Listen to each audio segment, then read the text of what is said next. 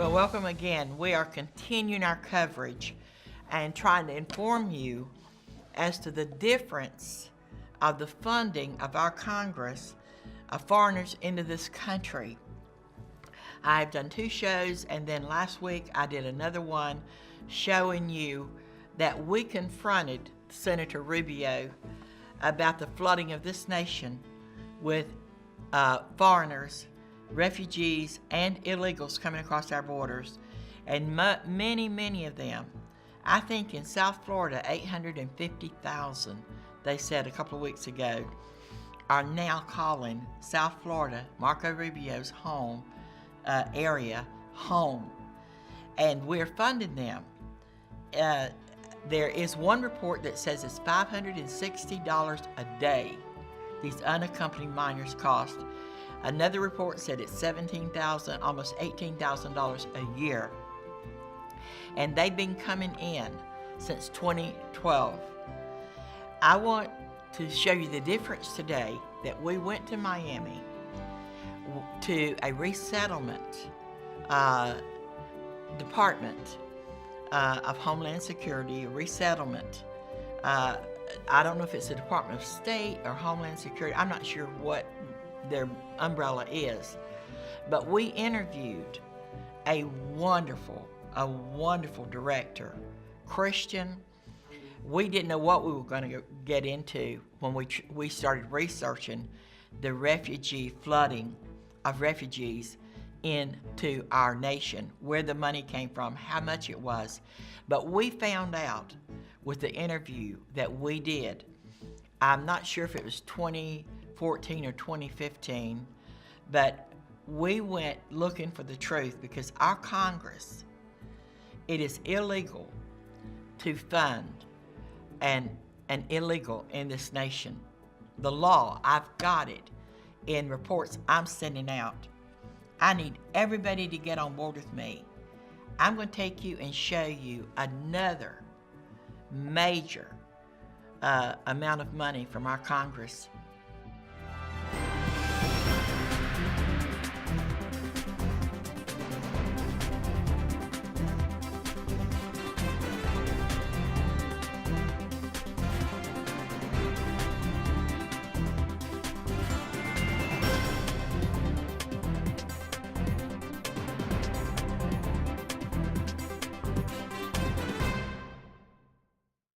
Well, hello everyone. I'm Faye Hardin, and I have promised you that I would be coming to Miami for over probably a year with our television crew, and we finally made it. We're in lil Havana, in a part of Miami, Florida, and I am at the office of the World Relief Organization, and we are talking about the refugee resettlement areas and camps, and how people get to the United States to be placed in a place of safety. And that's what the resettlement is all about.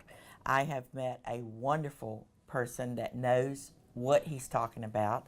I prayed before I came that I would get just the right people, get just the right information, that this country can understand what is taking place with so many people around the world doing everything in their power to get into this country.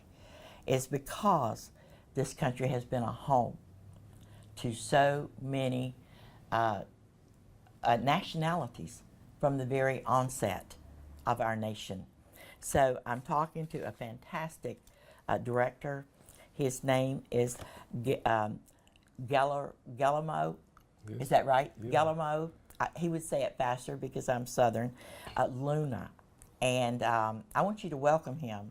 He's got he's going to answer a lot of our questions. So I just thank you so much for letting us come, accepting our invitation to get the facts out to a Christian audience that has no idea what is taking place.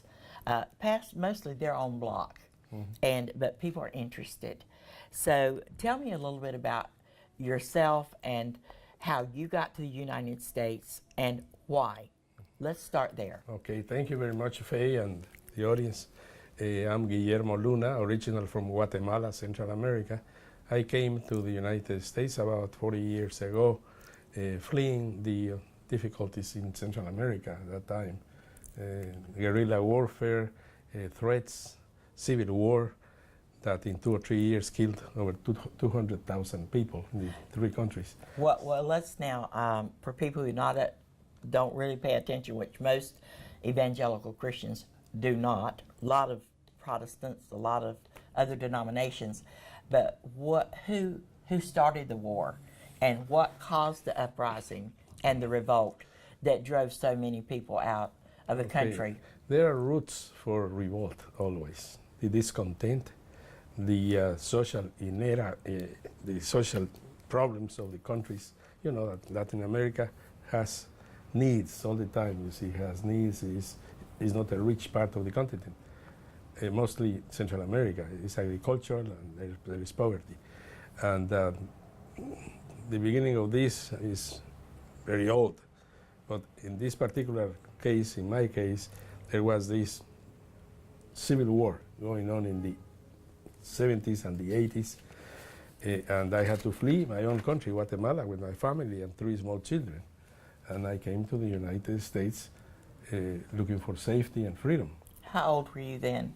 I was about 35 or so. Okay. And you had how many children? 3. And your wife? The wife, yes, as well. So what was the process of, it was either leave or die? Yes. In my case, I didn't come as a refugee because I had traveled to the United States before and had visa. So what was your job, occupation in Guatemala? I was a teacher in a Christian high school. No kidding. Yes. So I had to leave under those circumstances, and then I became involved in social work since the inception of my time in the United States. So you had a visa. Yeah. So you came on your visa. Yes. And then you applied to go through the process to become a citizen, get a green card, Yes. work. What was the process at First, that time? I was on an H1 type of visa, which is an exchange of professionals. H-1B. H-1B, yes. Exactly. You know the thing.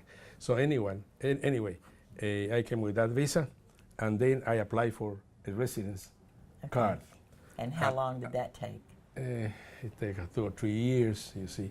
And then finally, I spent the next 5 years as a resident, and I applied for citizenship, you see. And when did you become a citizen? I waited a long time because I didn't feel the urgency. So I became a U.S. citizen in 2004.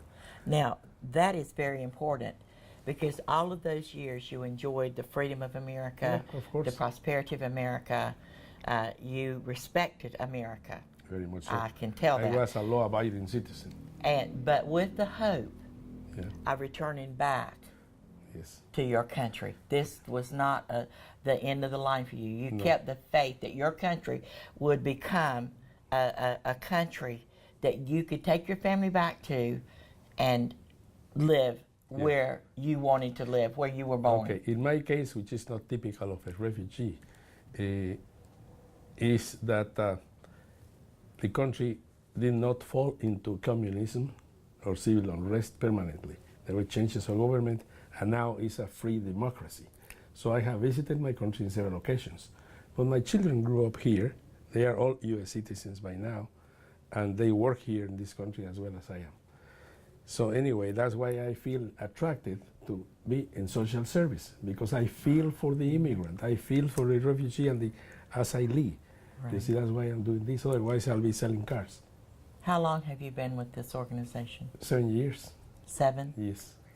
But I have worked with other organizations in the past, churches, Right. and other social agencies. Now, are you a pastor? Because Yeah, this but- church has services. Yeah, but we are not a part of the church per se. We Oh, you're just not. rent this portion of the space Okay. for world relief. I'm an ordained minister, Okay. which is a requirement for this position.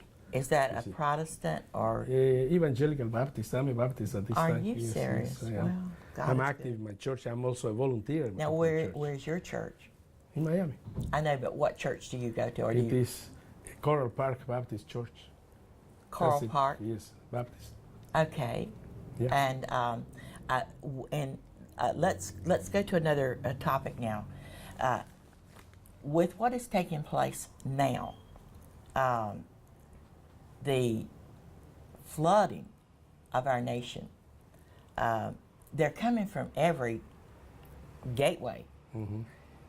People flooding from around the world to America. Mm-hmm.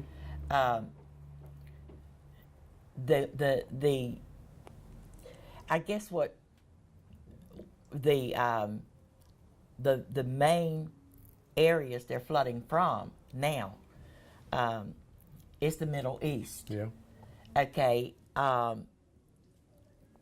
The process that when we have, like we're being given reports that so many thousand Middle East refugees are coming into the country, and not with your visa the way you did, but they're coming in as refugees.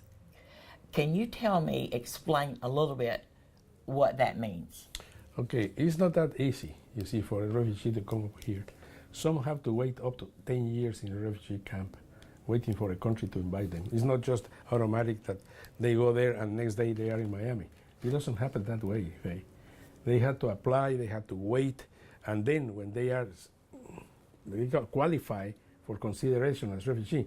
Another thing, the United States is not bringing anyone into the United States. People are requesting to come. They are filling an application. Okay. You see? So every refugee that wants to come that's here. going into a resettlement camp, Yeah. listed on my list, federally, this is a government website, Office of Refugee Resettlements, and they are telling us that in Florida, how many, I have to research it to you, in Florida, how many refugees are coming to Florida to resettle?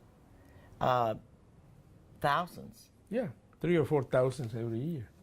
Oh, 3,000 or 4,000 a year. A year, yes. Okay. But Now, some of those have been waiting for years. It doesn't happen automatically. so you're saying the refugee camps in the Middle East, where people were driven out Yes. by terrorism or by a Persecution. revolt or takeover, because you never know who's going to try to take over what in the Middle East now. Yeah. It's a different. But the people who just want to live normal lives, they either have to submit to whoever decides to be in charge, or flee for their lives. Yep. And I cannot believe the millions of refugee camps now, because of Syrian refugees, Iraqi refugees, Afghans as well.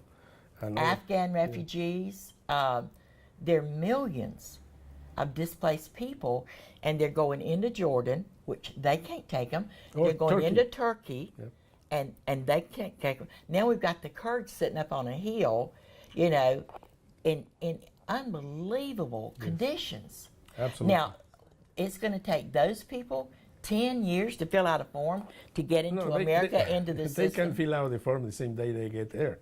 But for them to be processed is lengthy because there are so many. And they have to qualify the size of the family, their medical conditions, and the desire to come. And besides, you see, you are asking the question, how do we know who is worthy, who qualifies to be a good refugee? That's not a terrorist. Yeah.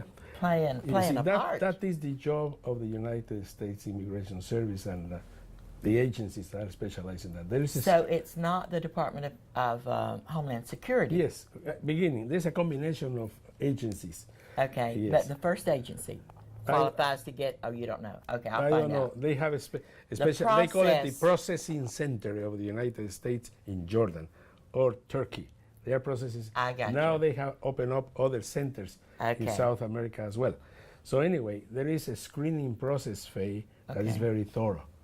At the Okay. beginning of the application process and at the end, to make sure that that family group or individual is appropriate. Okay. To come to the How United many, States. so when they get processed and you get the information. So then where does it go from there? You get the application. No. I see this room is filled with Yes, people yes. doing something. I don't know We what just they're have a guy that is in the other room that is from Colombia. He came as a refugee, very young, 30 years of age, persecuted. I think I met him going out the door. Yes, right. Told me how to get here. Yes. So anyway, he came after 4 years of waiting in another country. He's Colombian. He was Okay. waiting in Ecuador, and then he was processed and approved. So when that happens, the refugee center, you see, allows us or alerts us about this possibility and sends us a notice to see this person is available, is willing to go, is ready to go. Would you accept him? And they suggest, you see, that we should receive him. And not only Latinos. Who asked you that question? The refugee center. The refugee center. Through our national office. There is so a the coordination. national office is in Virginia? I don't know where they are. I'll find it. Okay. So actually, it first goes to the big pot. Yes. Okay. Now, so they come from there. So how do they send acceptable people to you, to Florida? I mean, there's 50 states with these. So how did they direct these applications to you state by state? There are several considerations. You see, language, background of the people, how many refugees we can accept according to our capacity. We have So a where do limited you capacity. put them once you accept them? And then, okay, we've got this family, everything's cool. There's 6 of them. Okay, what I'll next? tell you. There are different categories of refugees. Okay. One is called the family reunification. They have family here. They say, yes, I have an uncle there. My uncle is willing to receive me and help me. Family reunifications. Okay. That's the easiest way. They will come, they'll be waited. And they can prove that is their family. Yeah, that's our job. We'll talk to the uncle here, say, listen, do you know such and such? Okay. Yes, we know. So that decides that group, because there's That a takes family, care of that, wherever yes. they live, that's where they're going. The other group are the free cases, Faye. A what? Free cases? Free? F-R-E-E? Yeah. Free What does case, that mean? That means that there is nobody else here from their families, and they come as free cases. Okay. So that is our responsibility then to receive them in the airport, to take them to a pre-rented apartment. But how do you know which state to send them to? No, that's not our decision. Huh? That's not our decision. So who makes that decision? The center, the refugee center. Okay, so they send you a family. This is a free case, no family. You find a place to put them. Yes. So how do you find those places? We have to rent it. You see, You rent the apartment. yes.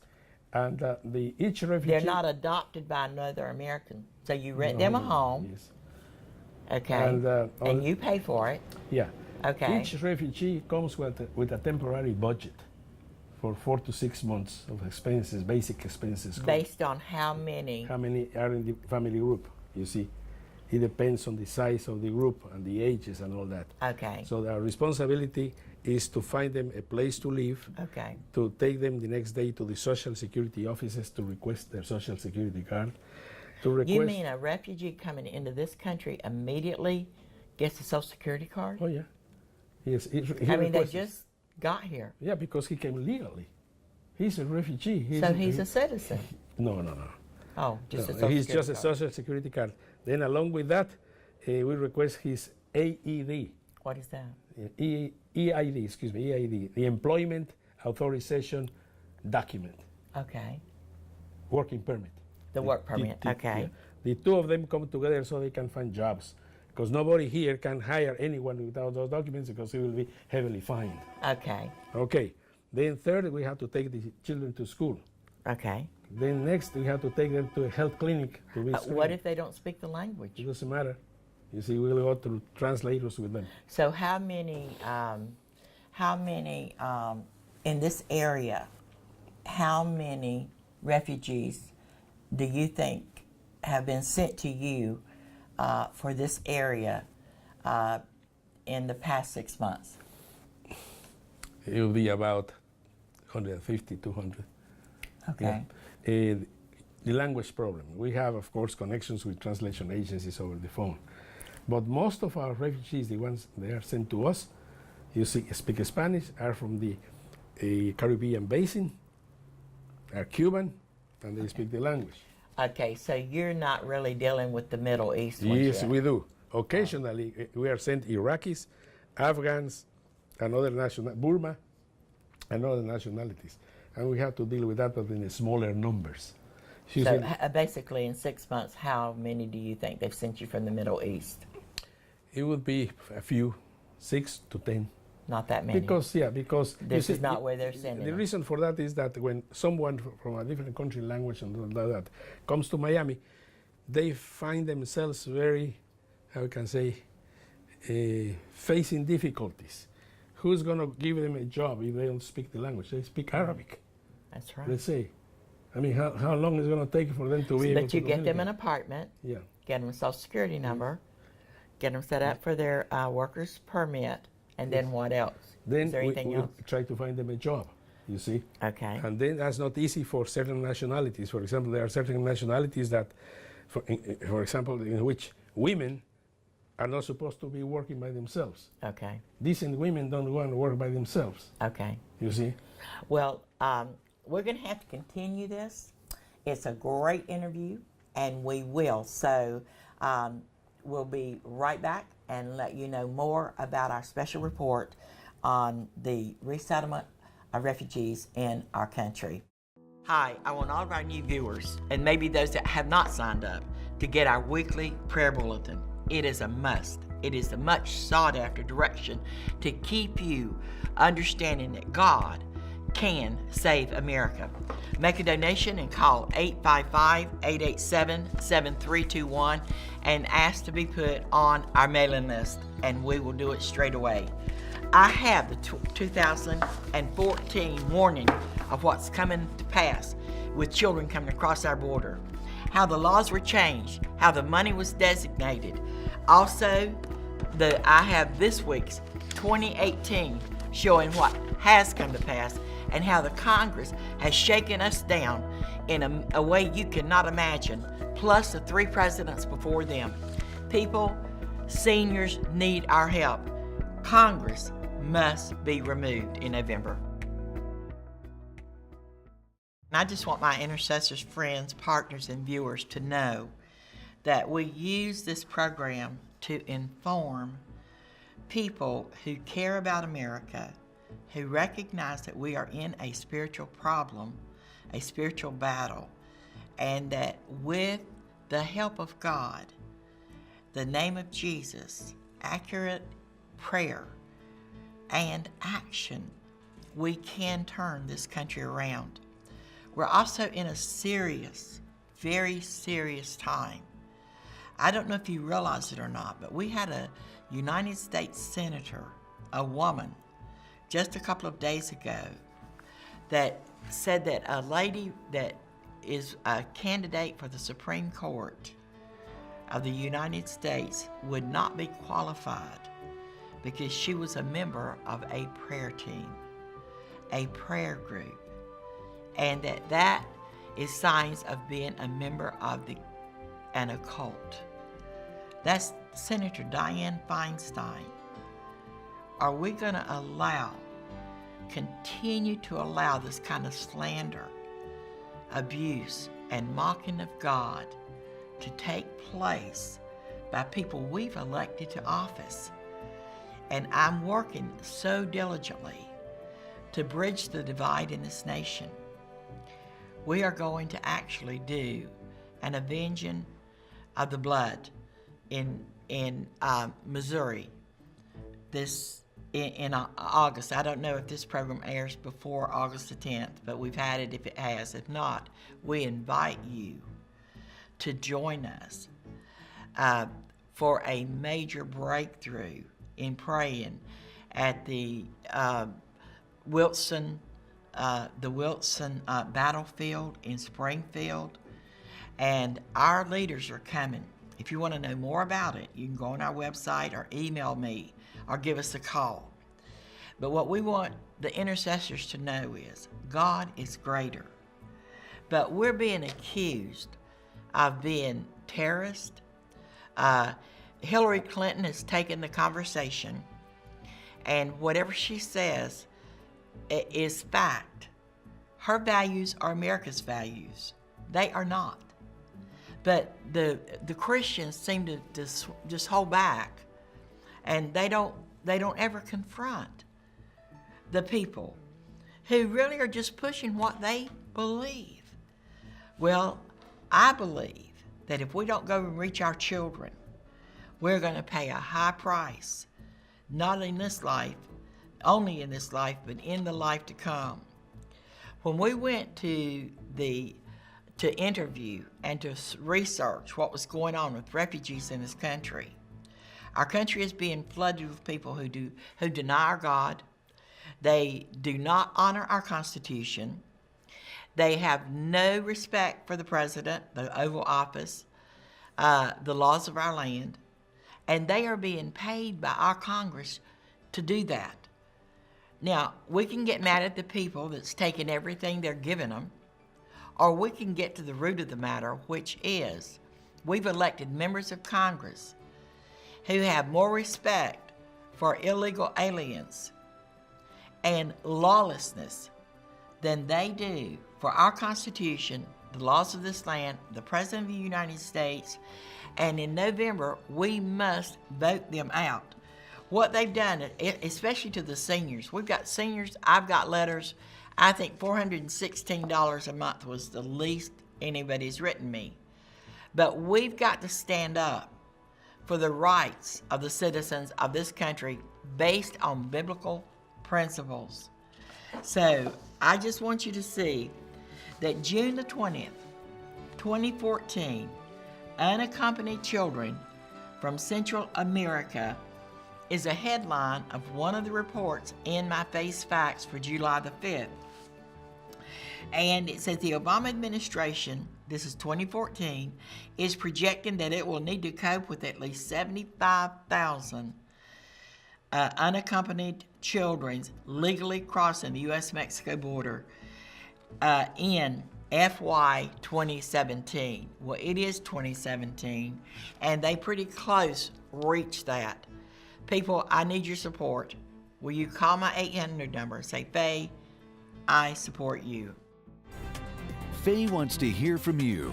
Her desire to see America come out of exile is raising up one of the most powerful, informed, anointed, and united prayer networks in America for America.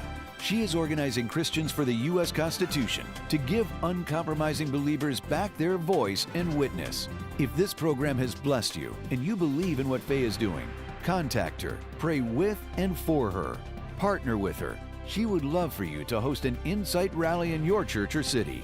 Organize an Intercessors with Insight prayer team or join one. For a complimentary pocket-sized constitution or Faye's Facts, call or email Faye 407-265-0700 or faye.usainsight@gmail.com. Write Insight USA, P.O. Box 917689, Longwood, Florida 32791.